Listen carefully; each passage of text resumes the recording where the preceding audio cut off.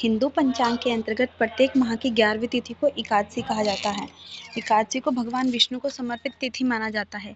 एक महीने में 2 पक्ष होने के कारण 2 एकादशी होती हैं, एक शुक्ल पक्ष में, दूसरी कृष्ण पक्ष में।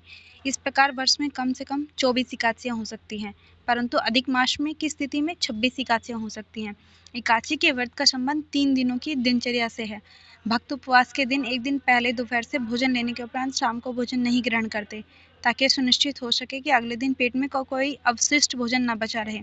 भक्त एकादशी के दिन उपवास के नियमों का कड़ाई से पालन करते हैं और अगले दिन सूर्योदय के बाद ही उपवास समापन करते हैं। एकादशी व्रत के दौरान सभी प्रकार के अनाज का सेवन वर्जित है। जो लोग किसी कारण एकादशी व्रत नहीं रखते, उन्हें एकादशी के दिन भोजन में चावल का प्रयोग नहीं करना चाहिए। झूठ और परनिंदा से बचना चाहिए। जो व्यक्ति एकादशी के दिन विष्णु सहस्रनाम का पाठ करता है, उस पर भगवान विष्णु की विशेष कृपा होती है। जब एकादशी 2 दिन की होती है, तब दूजी एकादशी व वैष्णव एकादशी को एक ही दिन और दूसरे दिन मनाई जाती है। वरुथनी एकादशी व्रत कथा। धर्मयाज युधिष्ठिर बोले, हे भगवान, मैं आपको नमस्कार करता हूँ। आपने चैत्र मास के शुक्ल पक्ष की एकादशी अर्थात कामदा एकादशी के बारे में विस्तार पूर्वक बताया। अब आप कृपा करके वैशाख कृष्ण एकादशी का नाम क्या है तथा उसकी विधि और महात्म क्या है। भगवान श्री कृष्ण ने कहा, हे राजेश्वर, वैशाख मास के कृष्ण पक्ष की एकादशी को वरुथनी एकादशी के नाम से जाना जाता है। यह सौभाग्य देने वाली, पापों को नष्ट करने वाली और अंत में मोक्ष देने वाली है। इसका महात्म्य कथा आपसे कहता हूँ। प्राचीन काल में नर्मदा नदी के तट पर मानथा नामक राजा राज्य करते थे।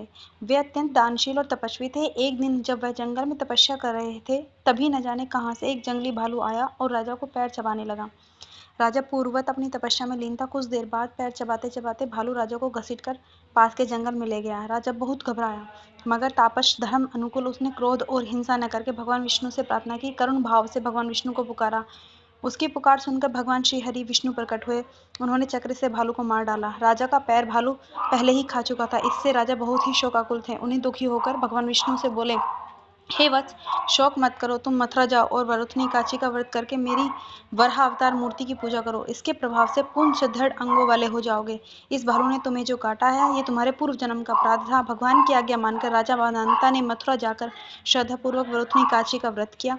इसके प्रभाव से राजा शीघ्र ही पूर्ण सुंदर और अपूर्ण अंगों वाला हो गया।